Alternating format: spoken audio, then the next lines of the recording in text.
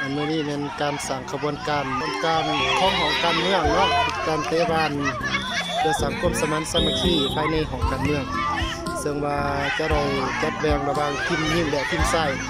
เตะกันเนาะทีมผู้ยิงนั้นมีอยู่10คนทีมผู้ชายเป็น7คน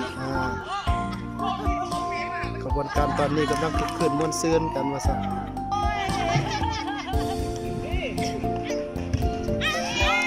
เข้าไป1หน่วย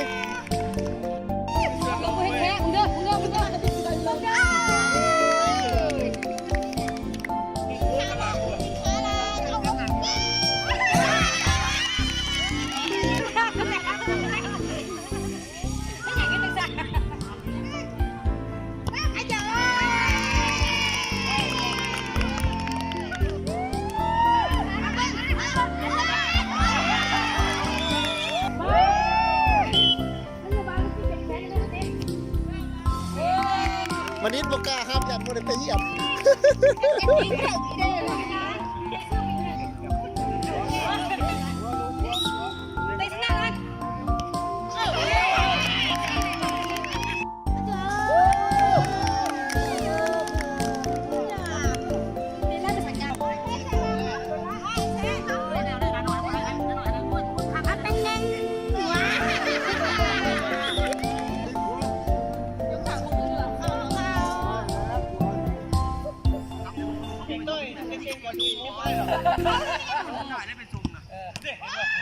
ได้ดิถ้ารถเอาคืนเมื่อกี้แล้วถ้าผู้ได้น่ะ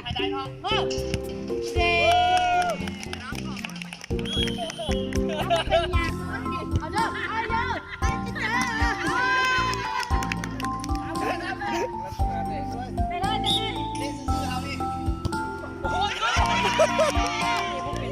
โอ้ยบักน้อ